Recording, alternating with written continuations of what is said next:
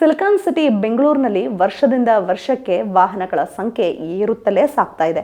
2023ಕ್ಕಿಂತ 2024ರಲ್ಲಿ ವಾಹನಗಳ ಸಂಖ್ಯೆನೂ ಜಾಸ್ತಿ ಆಗಿದೆ. ಅವುಗಳ ಓಡಾಟಕ್ಕೆ ಬೇಕಾದಂತಹ ಮೂಲಭೂತ ಸೌಕರ್ಯವೂ ಹೆಚ್ಚಾಗಿದೆ. ಆದ್ರೆ ಪೊಲೀಸ್ ರಿಪೋರ್ಟ್ ಸಿಕ್ಕಿದೆ 2020-24ರಲ್ಲಿ ಹೇಗಿತ್ತು ಆಕ್ಸಿಡೆಂಟ್ ಮತ್ತು ಡೆತ್ ಕೇಸ್ಗಳು ಅಂತ ಹೇಳಿ.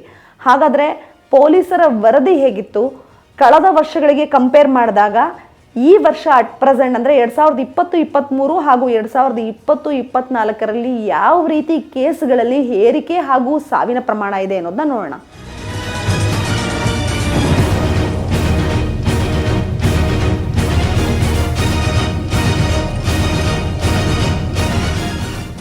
ಅಪಘಾತಗಳ ಸಂಖ್ಯೆಗಳನ್ನು ನೀವು ಗಣನೆಗೆ ತೆಗೆದುಕೊಳ್ಳೋದಾದ್ರೆ 2020-22ರಲ್ಲಿ 3800ಕ್ಕೂ ಹೆಚ್ಚು ಅಪಘಾತಗಳಾಗಿತ್ತು ನಗರ ಪ್ರದೇಶದ ವ್ಯಾಪ್ತಿಯಲ್ಲಿ.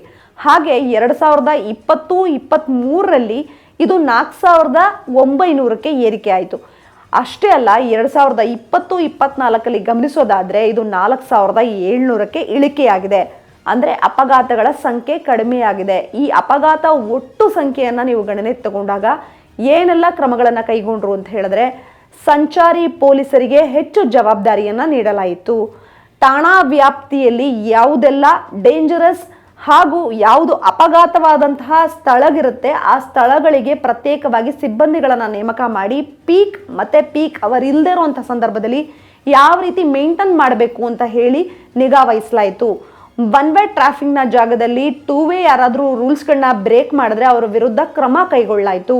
ಇನ್ನು ಟೂ ವೀಲರ್ ಯೂಸ್ ಮಾಡೋರಿಗೆ ಕಡ್ಡಾಯವಾಗಿ ಹೆಲ್ಮೆಟ್ಗಳನ್ನು ಹಾಕಿ ತಪ್ಪಿದರೆ ದಂಡಗಳನ್ನು ಹಾಕಲಾಯಿತು. ಹೀಗಾಗಿ ಅಪಘಾತಗಳ ಸಂಖ್ಯೆ ಇಳಿಕೆಯನ್ನು ಕಾಣಬಹುದಾಯಿತು.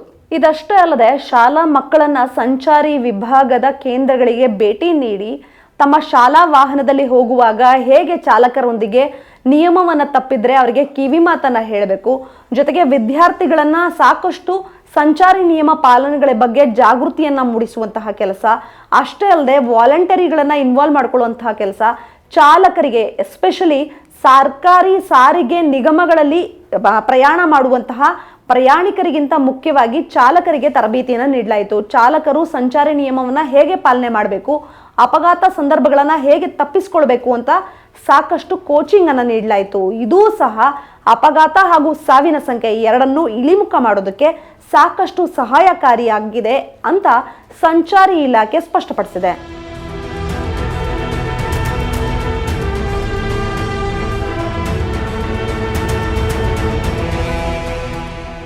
ಪಾದಾಚಾರಿಗಳ ಅಪಘಾತವನ್ನ ಗಮನಿಸೋದಾದ್ರೆ ಪಾದಾಚಾರಿ ಮಾರ್ಗಗಳು ಇತ್ತೀಚೆಗೆ ಸಾಕಷ್ಟು ಒತ್ತುವರಿ ಆಗ್ತದೆ. ಯಾಕೆ ಅಂತ ಹೇಳಿದ್ರೆ ಬೀದಿ ಬದಿ ವ್ಯಾಪಾರಿಗಳಿಗೆ ಅವಕಾಶ ನೀಡಬೇಕು ಅಂತ ಹೇಳಿ ಸುಪ್ರೀಂ ಕೋರ್ಟ್ ಈಗಾಗಲೇ ಸೂಚನೆ ಕೊಟ್ಟಿದೆ. ಇನ್ನು ನವದೆಹಲಿಯ ಬೀದಿ ಬದಿ ವ್ಯಾಪಾರಿ ಕೇಸ್ನಲ್ಲಿ ಅವರಿಗೂ ಸಹ ಜೀವನಾವಕಾಶಕ್ಕೆ ಅಗತ್ಯ ಸಲಕರಣೆಗಳನ್ನು ಹಾಗೂ ಸೌಕರ್ಯವನ್ನು ನೀಡಿ ಅಂತ ಹೇಳಿದೆ. ಹಾಗಾಗಿ ಕೆಲವು ಫುಟ್ಪಾತ್ಗಳನ್ನು ಇವರು ಒತ್ತುವರಿ ಮಾಡಿಕೊಂಡ್ರು. ಉಳಿದ ಫುಟ್ಪಾತ್ಗಳಲ್ಲಿ ಯಾವ ರೀತಿ ಸಂಚಾರ ವ್ಯವಸ್ಥೆಯನ್ನ ಮಾಡಿಕೊಡ್ಬೇಕು.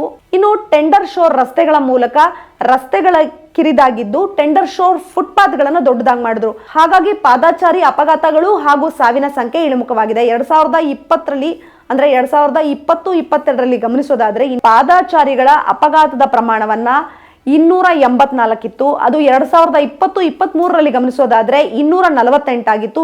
ಈಗ ಅದು 2020-24ರಲ್ಲಿ 230ರ ಆಸುಪಾಸಿಗೆ ಬಂದಿದೆ. ಹಂಗಾದ್ರೆ ಪಾದಾಚಾರಿಗಳು ಸಹ ಎಷ್ಟು ಸೇಫ್ ಆಗಿದ್ದಾರೆ ಅನ್ನೋದಕ್ಕೆ ಈ ಅಂಕಿಅಂಶ ಸಾಕ್ಷಿಯಾಗಿದೆ.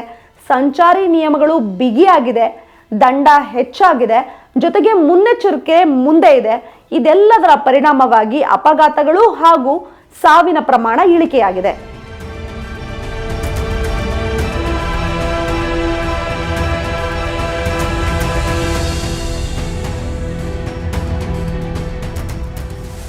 ಅಪಘಾತಗಳ ಸಂಖ್ಯೆ ಕಡಿಮೆ ಆಗೋದಕ್ಕೆ ದಂಡ ಸಂಗ್ರಹದ ಮಾನದಂಡವು ಸಾಕಷ್ಟು ಅನುಕೂಲಕರವಾಗಿದೆ. ಯಾಕೆ ಅಂತ ನೀವು ನೋಡೋದಾದ್ರೆ 2020-24ರಲ್ಲಿ ಬರೋಬ್ಬರಿ ಸಾರ್ವಜನಿಕರು ತಪ್ಪು ಮಾಡಿ ಅಂದ್ರೆ ಸಾರಿಗೆ ನಿಯಮವನ್ನ ಸಂಚಾರಿ ನಿಯಮವನ್ನ ಉಲ್ಲಂಘಿಸಿ ಬರೋಬ್ಬರಿ 80,50,00,000 ರೂಪಾಯಿ ದಂಡವನ್ನ ಕಟ್ಟಿದ್ದಾರೆ. ಈ ಮೂಲಕ ಮತ್ತೊಂದು ದಾಖಲೆಯನ್ನ ಬರೆಯಲಾಗಿದೆ. ಈ ಎಲ್ಲಾ ಮಾನದಂಡಗಳು ಅಂದ್ರೆ ಮುನ್ನೆಚ್ಚರಿಕೆ ಕ್ರಮ, ತರಬೇತಿ, ಮಕ್ಕಳಲ್ಲಿ ಜಾಗೃತಿ, ಚಾಲಕರಲ್ಲಿ ತರಬೇತಿಯ ಜಾಗೃತಿ, ಕಡೆಗೆ ದಂಡವನ್ನು ಹಾಕುವ ಮೂಲಕ ಅಪಘಾತ ಹಾಗೂ ಸಾವಿನ ಸಂಖ್ಯೆಯನ್ನ ಇಳಿಮುಖ ಮಾಡೋದ್ರಲ್ಲಿ ಸಂಚಾರಿ ವಿಭಾಗದ ಪೊಲೀಸರು ಸಕ್ಸಸ್ ಆಗಿದ್ದಾರೆ.